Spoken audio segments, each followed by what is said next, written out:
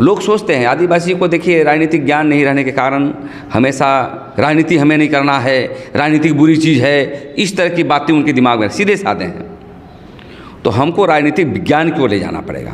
मान लिया लोकतंत्र में आप संगठन चलाते हैं, लेकिन सत्ता का अधिकार आपके पास नहीं रहेगा तो दूसरे कोई आपको नहीं कर सकता। हम लोगों ने 50 साल से यही देखा है।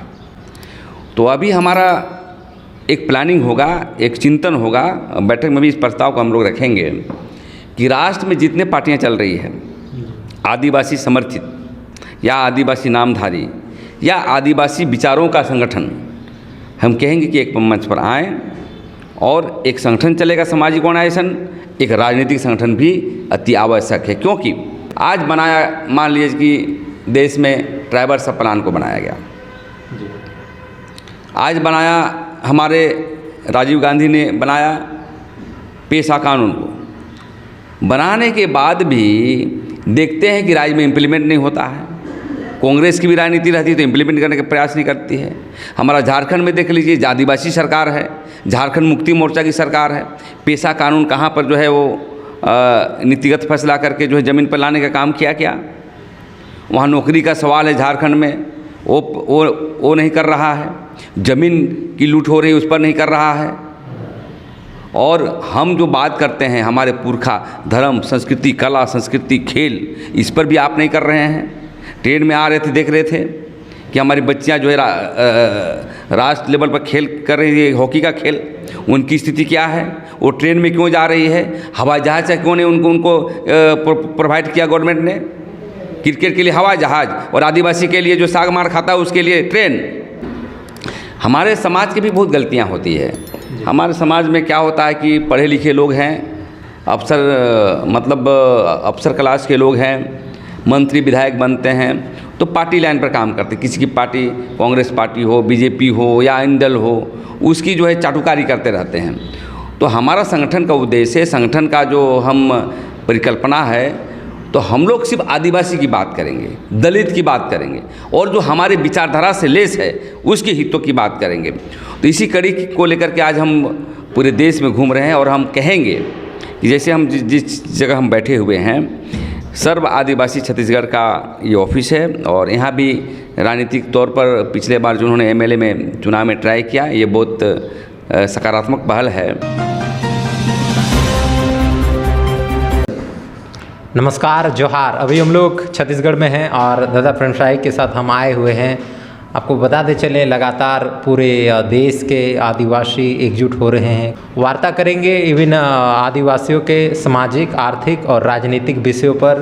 दादा प्रणशाई मुंडा हैं और एक और हैं छत्तीसगढ़ के। क्या नाम है? मेरा नाम कंदर राज सिनार है। मैं गोंडवाना गौड़ महासभा का राष्ट्रीय अध्यक्ष युवा प्रभाग। तो अभी इनसे आपने परिचय सुना, इसके बाद हम लोग वार्ता करेंगे विभिन्न मुद्दे को लेकर। एक और झारखंड के मुद्दे को लेकर प्रणशाई मुंडा जी से हम लोग वार्ता करेंगे और एक और छत्तीसगढ़ के मुद्दे को लेकर करेंगे। तो सबसे पहले शुरुआत करेंगे प्रणशाई मुंडा जी से। दादा, पहले आपको जोहार रहेगा। जोहार जोहार। और आपका जो ट्राइबल न्यूज़ 11 के सब्सक्राइबर को हम शुभकामना देते हैं, धन्यवाद देते हैं जो आप लोग सुन रहे हैं। हाँ, तो सबसे पहले दादा हम लोग जानेंगे आपका ये छत्तीसगढ़ का दौरा है, किन मुद्दे को लेकर है और क्या कुछ मैसेज देना? हम लोग रांची से चलकर यहाँ हम लोग छत्तीसगढ़ आए हुए हैं और मेरे साथ अखिल भारतीय आदिवासी विकास परिषद, धर्म परिषद के राष्ट्रीय सचिव भी आए हुए हैं, माननीय मेघलाल मुंडा जी, और हम भी यहाँ पर पहुँचे हैं। तो झारखंड में तो विभिन्न संगठन चलता है, जन परिषद भी हम लोग चलाते हैं और राष्ट्रीय लेवल पर अखिल भारतीय आदिवासी धर्म परिषद हम लोग चलाते हैं।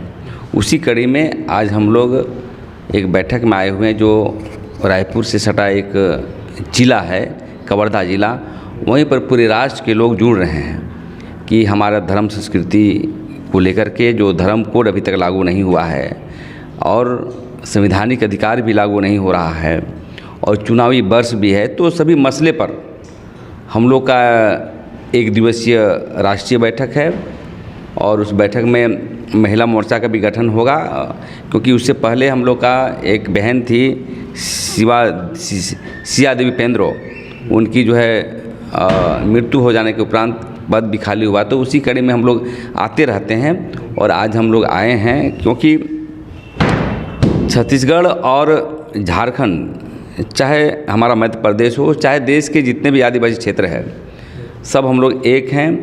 लेकिन कहीं न कहीं देखा जा रहा है कि आदिवासियों की सब कुछ रहने के बावजूद भी उनके पास लोहा है, कोयला है, संवैधानिक अधिकार है, 5वीं अनुसूची है और ट्राइबल सब प्लान है, और उनके साथ संविधान के अनेक कानून दिए गए हैं, फिर भी ज़मीन पर नहीं उतर रही है। तो क्या क्या कारणें हैं, इस बैठक में हम लोग ये करेंगे। जैसे हम लोग झारखंड में विभिन्न प्रकार के हम लोग मतलब संगठन के साथ लड़ाई का काम करते हैं। जैसे ज़मीन लूट के खिलाफ हम लोग प्रखर रूप से हम लोग बात को रखते हैं, और लिखा पढ़ी करने के साथ जहाँ धार्मिक ज़मीन हो, चाहे कईमी ज़मीन हो, चाहे आदिवासियों के जो भी धार्मिक ज़मीनें हैं, चाहे जरपेशगी हो, तो उसी प्रकार हम लोग वहाँ पर जो हमला बोलते हैं गवर्नमेंट को, तो वहाँ पर भी करते हैं। तो हम चाहते हैं कि आज जो हमारी बैठक होगी कल, तो पूरे देश में,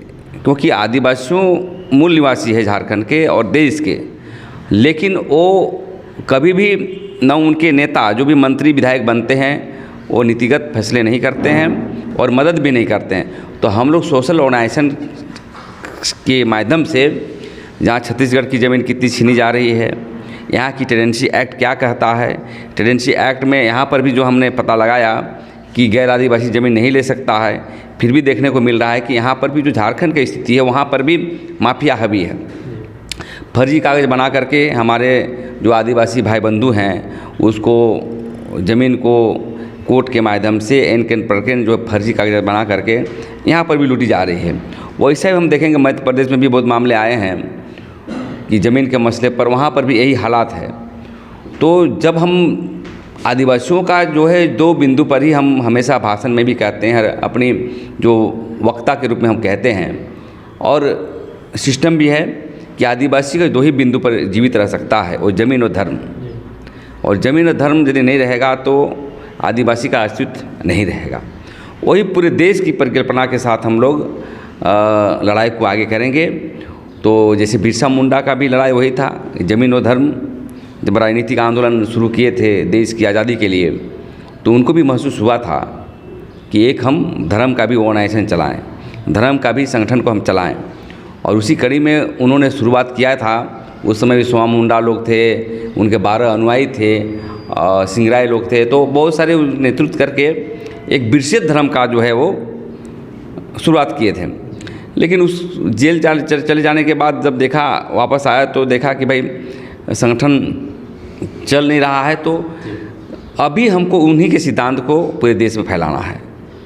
एक समाज की ऑर्गेनाइजेशन, जन संगठन के माध्यम से सरकार को दबाव बनाना और राजनीतिक विकल्प पैदा करना। दूसरी ओर बिरसा मुंडा और जितने भी हमारे पुरखा हैं पूरे देश में, चाहे टाटिया भील हो, चाहे देश में जितने भी हैं, तो उनको लेकर के हम लोग जो उनके सिद्धांत था, उनकी जो विरासत था, जो हमको अधूरे छोड़ के चले गए, उसके लक्ष्य को हम लोग पूरा करने के लिए ही हम लोग छत्तीसगढ़ का दौरा करेंगे। और हम तो रखेंगे छत्तीसगढ़ की बैठक में, हमारे दिमाग में आया जब मैं नहा रहा था, और हमारा जो है 5 साल का योजना नहीं बनाना है, हम 10 साल का टारगेट लेंगे। यदि आज हम 23-24 चल रहा है तो इसको 1932-33 तक हम भी एक संकल्प लेके कि पूरे देश में जब हम आदिवासी थे, आदिवासी लोग धान उत्पादन किए, आदिवासी लोग मानव सभ्यता को पैदा किया, आदिवासी लोग जल ज़मीन को रक्षा करता है।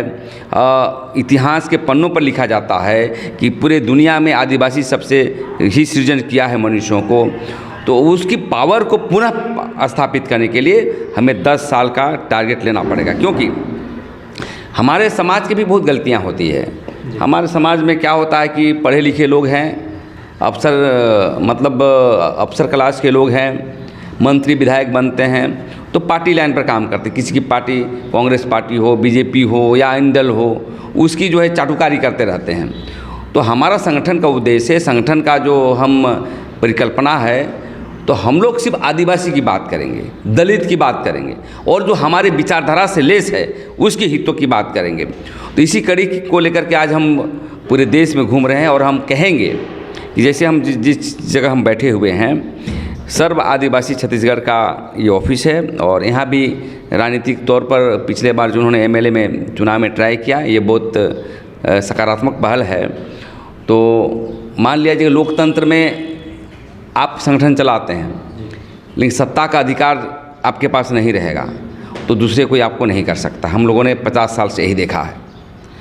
तो अभी हमारा एक प्लानिंग होगा, एक चिंतन होगा, बैठक में भी इस प्रस्ताव को हम लोग रखेंगे कि राष्ट्र में जितने पार्टियां चल रही है, आदिवासी समर्थित या आदिवासी नामधारी या आदिवासी विचारों का संगठन, हम कहेंगे कि एक मंच पर आएँ और एक संगठन चलेगा, सामाजिक ऑर्गेनाइजेशन, एक राजनीतिक संगठन भी अति आवश्यक है। क्योंकि लोग सोचते हैं, आदिवासी को देखिए राजनीतिक ज्ञान नहीं रहने के कारण हमेशा राजनीति हमें नहीं करना है, राजनीतिक बुरी चीज़ है, इस तरह की बातें उनके दिमाग में सीधे साधे हैं। तो हमको राजनीतिक विज्ञान की ओर ले जाना पड़ेगा, चाहे दर्शन आदिवासी दर्शन का हो। क्योंकि आज जितनी भी राजनीतिक पार्टियां देख रहे हैं, कोई दक्षिण पंथी की ओर चलता है, कोई मार्क्सवाद लेनिन की विचारधारा पर चलता है, कोई राम मनोहर लोहिया के सिद्धांतों को लाता है, कोई गांधीवादी लाता है। तो उनके विचारों से भी जो आदिवासियों को जो टच करता हो उसको लेंगे और आदिवासी दर्शन की ही राजनीति देश में होना चाहिए। इसीलिए हम पूरे देश में दौरा कर रहे हैं। क्रांति आज ना हो, क्रांति एक दिन में नहीं होती है, तो क्रांति आने के लिए हमें संघर्ष करना है और आने वाला समय हमारा होगा।